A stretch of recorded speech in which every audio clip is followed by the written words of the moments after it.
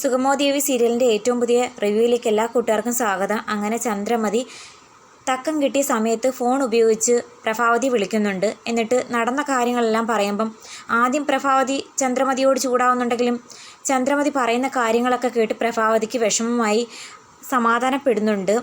അങ്ങനെ സിദ്ധാർത്ഥിനോട് പ്രഭാവതി കണ്ട എല്ലാ കാര്യങ്ങളും പറയുന്നുണ്ട്. ചന്ദ്രമതിയെ ഇതുപോലെ ബന്ദിയാക്കി വെച്ചേക്കുക, ത്യാഗരാജനാണ് ഇതിന് പിന്നിൽ, നമുക്കെല്ലാ സ്വത്തുക്കളും കാര്യങ്ങളും വിട്ടുതരുന്നെന്ന് കേട്ടപ്പം ത്യാഗരാജൻ അതിനുള്ള ആ ഒരു കലിക്ക് എല്ലാ സ്വത്തുക്കളും തനിക്ക് തന്നെ അടങ്ങണമെന്നുള്ള ആ ആറ്റിറ്റ്യൂഡിലാണ് ഇങ്ങനെയൊക്കെ ചെയ്തു കൂട്ടുന്നതെന്നൊക്കെ പറഞ്ഞപ്പം സിദ്ധാർത്ഥ് പറയുന്നുണ്ട്, എങ്ങനെയെങ്കിലും ചന്ദ്രമതിയെ രക്ഷിക്കണം, ആ വീട്ടിലെ അവസാനത്തെ കണ്ണിയാണ് ചന്ദ്രമതി, പാവമാണ് എന്നൊക്കെ പറഞ്ഞു കൊടുക്കുന്നുണ്ട്. പിന്നെ തനൂജി ഉണ്ടെങ്കിലും അവൾക്ക് നമ്മളോടൊന്നും ഒരു സ്നേഹവും ഇല്ല. ചന്ദ്രമതിയുടെ അവസ്ഥ പ്രഭ മനസ്സിലാക്കണം. പ്രഭയാണ് ചന്ദ്രമതിയുടെ സ്ഥാനത്തെങ്കിൽ തീർച്ചയായിട്ടും ചന്ദ്രമതി ഇപ്പോൾ എങ്ങനെയൊക്കെയാണ് ചെയ്തേ അതുപോലെ തന്നെ പ്രഭയും തിരിച്ചു ചെയ്യുള്ളായിരുന്നു എന്നൊക്കെ പറഞ്ഞ് അതൊന്ന് മനസ്സിലാക്കി കൊടുക്കുന്നു. അന്നേരം പ്രഭാവതി പറയുന്നുണ്ട്, ഞാനാണ് ചന്ദ്രമതിയുടെ സ്ഥാനത്തെങ്കിൽ ഇതിനപ്പുറം ഞാൻ ചെയ്തു കൂട്ടിയേനെ, എന്തായാലും തനൂജ വഴി നമുക്ക് എങ്ങനെയെങ്കിലും ചന്ദ്രമതിയെ രക്ഷിക്കാമെന്നൊക്കെ അവർ പ്ലാൻ ചെയ്യുന്നു. അങ്ങനെ തനൂജയെ കളത്തിലിറക്കുന്നുണ്ട് നമ്മുടെ പ്രഭാവതി. തനൂജ ആദ്യം തന്നെ വന്ന് മേരി തോമസിനോട് അനുവാദമൊക്കെ ചോദിച്ചിട്ടാണ് പോന്നേ, ആവശ്യമെങ്കിൽ മാത്രം നിങ്ങൾ എന്നെ തിരക്കി വന്നാൽ മതിയെന്നൊക്കെ നിർദ്ദേശം കൊടുത്ത് തനൂജ ഇങ്ങനെ പോകുമ്പം മേരി തോമസിന് ആകെ പേടിയാവുന്നുണ്ട്. തനൂജ തേവർക്കാട്ടേക്കാണ് പോയേക്കുന്നതെന്ന് എല്ലാവർക്കും അറിയാം. അങ്ങനെ അവിടെ ചെന്ന് കഴിയുമ്പോൾ ത്യാഗരാജൻ അകത്തേക്ക് കയറ്റി വിടുന്നില്ല. ആദ്യം ചെറിയ കള്ളത്തരമൊക്കെ പറഞ്ഞു നോക്കുന്നുണ്ട്, ചന്ദ്രമതി ചേച്ചി ഇവിടില്ലെന്ന്. പക്ഷേ തനൂജയുടെ സ്വഭാവം അറിയത്തില്ലേ, എവിടെ ഇടിച്ചു കയറി ചെല്ലുന്ന സ്വഭാവമാണ്. അതുകൊണ്ട് തന്നെ ഇത്തവണയും ത്യാഗരാജൻ അകത്തേക്ക് കയറ്റി വിടുന്നില്ലെന്ന് കണ്ടപ്പം തനൂജ ഇടിച്ചു കയറി പോകുന്നുണ്ട്. അത് കണ്ട് ത്യാഗരാജന് ആകെ ദേഷ്യം വരുന്നുണ്ട്, മര്യാദയ്ക്ക് ഇവിടുന്ന് ഇറങ്ങിപ്പോക്കോ. അന്നേരം തനൂജ ചോദിക്കുന്നുണ്ട്, എന്നോട് ഇവിടുന്ന് ഇറങ്ങിപ്പോകാൻ പറയാൻ നിങ്ങൾക്ക് എന്ത് അധികാരം? നിങ്ങളെക്കാൾ അവകാശവും അധികാരവും എനിക്ക് തന്നെയാണുള്ളത്. കാരണം ഇതെൻ്റെ അച്ഛൻ്റെ വീടാണ്. മീര പോലും ജീവിച്ചിരിക്കാത്ത ഈ സാഹചര്യത്തിൽ ഏറ്റവും കൂടുതൽ അവകാശി ഞാൻ തന്നെയാണ്. പിന്നെ ചന്ദ്രമതി ആൻറ്റി, അവരെ ഞാൻ ഒരു അമ്മയെപ്പോലെ തന്നെയാണ് കണ്ടത്. എൻ്റെ അമ്മ മേരി തോമസിനെ ഞാൻ അമ്മയെന്ന് വിളിക്കുന്നതിനേക്കായി മുമ്പ് ചന്ദ്രമതി ആൻറ്റിയെയാണ് ഞാൻ ആദ്യമായി അമ്മയെന്ന് വിളിച്ചത്. എനിക്കിപ്പോഴും ആൻറ്റിന്ന് വിളിക്കാൻ താല്പര്യമില്ല, അമ്മയെന്ന് വിളിക്കാനാണ് ഇഷ്ടം. അതുകൊണ്ട് അമ്മ, ചന്ദ്രമതി അമ്മ. ഞാനിവിടെ താമസിച്ചിരുന്നു, അതുകൊണ്ട് തന്നെ അവർക്ക് എന്തെങ്കിലും സംഭവിച്ചിട്ട് ഞാൻ അറിഞ്ഞില്ലെങ്കിൽ അതിൻ്റെ ഉത്തരവാദിത്തം എൻ്റെ തലമണ്ടയിലും കൂടി ആവും എന്ന് പറയുന്നു. ത്യാഗരാജൻ പറ്റില്ലെന്നും പറഞ്ഞുകൊണ്ട് അകത്തേക്ക് കയറ്റി വിടാതിരിക്കാൻ പരമാവധി ശ്രമിക്കുന്നു. അങ്ങനെ ത്യാഗരാജൻ തനൂജയെ വിരട്ടുമ്പോൾ തനൂജ പറയുന്നുണ്ട്, നിങ്ങളുടെ വിരട്ടലും ഭീഷണിപ്പെടുത്തലൊന്നും എൻ്റെ കൂടെ വേണ്ട. അങ്ങനെ എന്നെ അകത്ത് കയറ്റി അവരെ കാണാൻ അനുവദിച്ചില്ലെങ്കിൽ ഞാനിപ്പോൾ തന്നെ ഒരു പത്രസമ്മേളനം നടത്തും. ക്യാമറക്കാരും മീഡിയക്കാരും ആയിരിക്കും ഇവിടെ മൊത്തം. ചന്ദ്രമതി അമ്മ എന്ത് വേണമെങ്കിലും അവരോട് പറഞ്ഞോട്ടെ, എനിക്കതൊന്നും ഒരു പ്രശ്നമല്ല.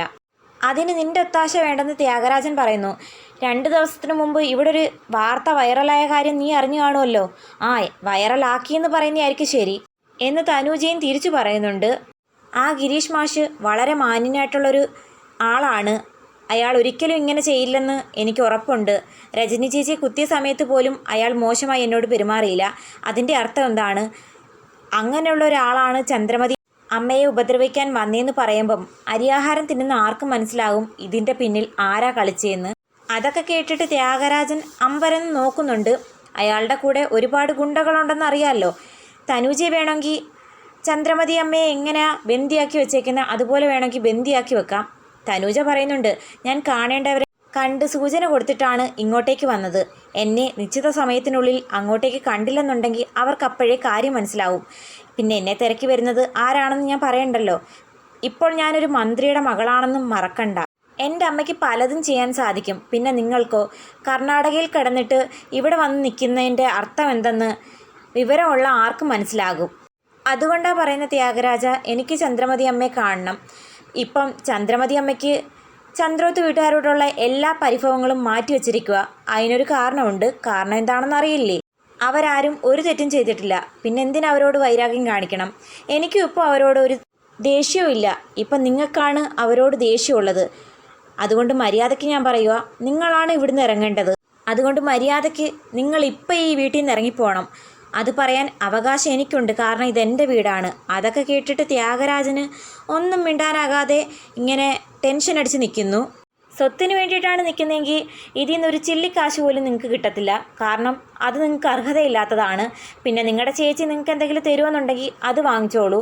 പിന്നെ നിങ്ങളുടെ സ്വഭാവം ഇങ്ങനെ ആയതുകൊണ്ട് 1 രൂപ പോലും ചന്ദ്രമതി ആൻറ്റി നിങ്ങൾക്ക് തരുമെന്ന് എനിക്ക് തോന്നുന്നില്ല. എന്തായാലും ഇത്രയും ദിവസം ചന്ദ്രമതി ആൻറ്റിയെ നിങ്ങളിട്ട് പീഡിപ്പിച്ചതിൻ്റെ പേരിൽ ഉറപ്പായും നിയമ നടപടികൾ നേരിടാൻ തയ്യാറായിക്കോളൂ. കാരണം എൻ്റെ അമ്മയെ കണ്ടിട്ടാണ് ഞാൻ വരുന്നത്. മാത്രമല്ല പ്രഭാവതി ആൻറ്റിയും എല്ലാവരും ഞങ്ങൾക്കൊപ്പമാണ് നിൽക്കുന്നത്. അതുകൊണ്ട് ത്യാഗരാജ, നിൻ്റെ കളിയെല്ലാം അവസാനിച്ചു. ഇവിടുന്ന് ഇറങ്ങാൻ സമയമായിട്ടുണ്ട്. എന്തായാലും തനൂജ വന്നതിൻ്റെ പേരിൽ ത്യാഗരാജൻ ആ വീട്ടിൽ നിന്ന് ഇറങ്ങാൻ സമയമായിട്ടുണ്ടെന്ന് തോന്നുന്നു. പിന്നെ അരുന്ധതിയുടെ കള്ളക്കളികൾ എന്തായാലും തനൂജ തന്നെ പുറത്തു കൊണ്ടുവരുമായിരിക്കും. അതോ ഇനി ദേവികയാണോ എന്ന് കാത്തിരുന്ന് കാണേണ്ട കാര്യമാണ്. അപ്പം വീഡിയോ ഇഷ്ടപ്പെട്ടാൽ തീർച്ചയായിട്ടും ചാനൽ ഒന്ന് സബ്സ്ക്രൈബ് ചെയ്ത് സപ്പോർട്ട് ചെയ്യുന്നതിനോടൊപ്പം ഹൈപ്പ് ചെയ്യാനും മറക്കല്ലേ കൂട്ടുകാരെ.